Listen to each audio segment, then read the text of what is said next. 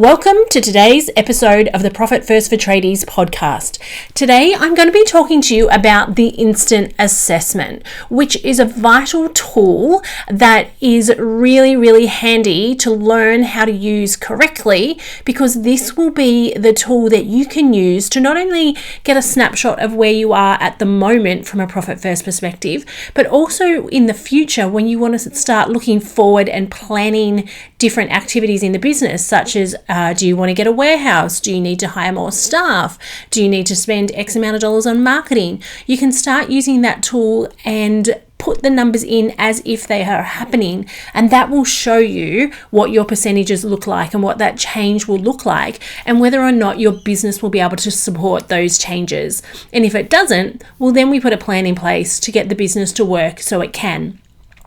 Now, the instant assessment, it can be tricky for some people, and usually the reason why it becomes a little bit tricky is because the data and the information that you're using from your zero file is sometimes not clear, or you're not sure which information to get from where, or some of the information you need is actually bundled in with a bunch of other information, and that makes it a little bit more difficult. So if you haven't already listened to my episode around the bookkeeping, please go back and check that out, because it will be helpful to make sure that you can prepare your numbers to be able to do the instant assessment correctly. Now, if you think about Profit First as building a house, your bookkeeping is those foundations, and we all know that the foundations and getting the foundations right in your business is critical to everything else. Just like it is when you build a house, getting those foundations in the right spot with the right amount at the right depth is critical in making sure that everything else runs smoother from there on forward. So the instant assessment is a really simple snapshot in time of your business, and it's all around, did you receive the cash or not?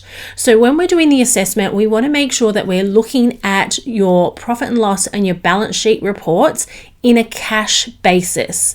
So make sure that you have the cash option chosen. Now, what we're going to do is pick off the information from your profit and loss on your balance sheet to put it into the instant assessment So what we're going to do is take the information from the profit and loss and from the balance sheet and put it into the instant assessment to then be able to run the assessment. Now, again, this may seem a little bit complicated, but I will put the step-by-step process in the notes for you. This is also one area where people get stuck and then they stop. So I highly recommend, if this is a little bit too complicated for you or you can't wrap your head around it, then please make sure you reach out. Now, what we want to do with the instant assessment and why we want to do the instant assessment is we want to work out exactly what your top line revenue is. So what your income is from the business. So there's certain things that I will exclude as income here. Any apprenticeship incentives or government incentives or one-off payments from the government, because it is a one-off payment, and even though it is income into the business, it's not likely that that is going to be consistent or continuing long term.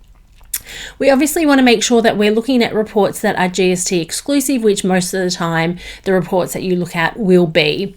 We want to make sure that we can easily capture your materials and subs amount. So some of the problems I see is sometimes people have their materials and subcontractors in with other operating expenses in their zero file, and you need to then go in further and pick out what is what. What you should have on your profit and loss is a clear line that says materials and a clear line that says subcontractors, and so then it's really easy to grab those numbers. So once we have those, we are then able to work out what the real revenue is. So the real revenue is our top line revenue after GST less our materials and subs gives us our real revenue.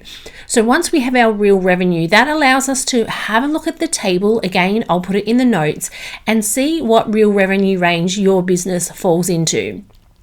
You might be 0 to 250, you might be 250 to 500, and so on. It goes up and up.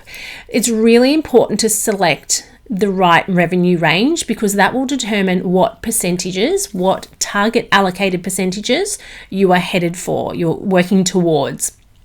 Because if you don't work at your real revenue range correctly, and then you're in the wrong range and you use those percentages or you head towards those percentages, it may be very, very difficult because you're in the wrong range.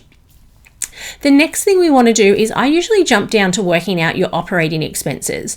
So your operating expenses are usually everything under the operating expenses section in your zero profit and loss, but we also need to add in here any loan repayments which are not shown on your profit and loss report, which is often why your profit and loss will show you a profit down the bottom and you're thinking, where is that cash? Because I don't have it. That's because your loans are on your balance sheet. So what we need to do is go over to your balance sheet and have a look, firstly, to make sure that all your leases and loans are on that balance sheet. Sometimes I come across clients whose this hasn't been set up correctly, and either this information isn't there or it's not up to date. So it's really important that that is there. What we want to know is how many loans you have, what their monthly repayment is, and then we need to add those back into your operating expenses. So say, for example, you are looking at your profit and loss for 12 months and your operating expenses are $100,000. You need to go over and have a look how many loans you have, what the monthly repayment is, times the monthly repayment by 12, add those together, then add that on to the $100,000 to get your operating expenses. Once you've done that, we need to work out, have you paid any tax for the business for that time period, which again, you should be able to run a report in your zero file and see what has been paid. We then want to look at what your owner's compensation or your owner's wages have been. How much money have you taken out of the business for your wages? So for some people, that will be simply running a report, a payroll report in Xero, and being able to look at what your income is and what your PAYG has been and what your super has been. For others, it may be you may not be taking a wage and running it through payroll, and you may just be taking $1,500 a week or $1,000 a week. So what you need to do in that case is then work out, okay, that's the net figure that you're taking, but there needs to be an allowance for PAYG and for superannuation as well. So again, if your Xero file isn't set up correctly here, this can take a little bit extra time. It's really, really key to make sure that we work on your Xero file first to get that simple and easy to be able to grab these pieces of information to be able to run an instant report. So once clients have worked with me, I obviously work with them and teach them how to do the instant assessment on their business, because it's something that we suggest that they do at least every quarter to keep on track with their percentages. And one of the steps that we do before we do the instant assessment is we do an analysis of their Xero file, and we go through and we work out all the areas that haven't quite been set up correctly, and we set it up. We make sure that things like materials and subcontractors are split out. We make sure that their owner's compensation is easy to grab those figures. We make sure that everything is really simple and easy. And once that is done, to do a instant assessment, it takes my clients 5 minutes max. So initially there is a little bit of work to get it set up correctly, but once it's set up correctly, this is a really, really important tool for when you're using Profit First in your business. And then finally, in the profit section, you may find that this section we use as a bit of a balancing account in this first instance. So your real revenue minus your operating expenses, minus the tax, minus the owner's comp, and what's the difference will go in there. And often it is a negative number. So don't freak out too much about that, but keep in mind it may very well be negative. And then once we have your dollar figure amounts there, we can then work out what we call your caps, so your current allocated percentages. So that's where you are now. Now again, this might be a little bit harder to follow along whilst you're listening, but in the notes below you will see the step-by-step guide as to how to do this. Now, as I said, the reason why this is so important is because firstly, we are able to work out your caps, so your current allocated percentages, that's your starting percentages, where you're starting.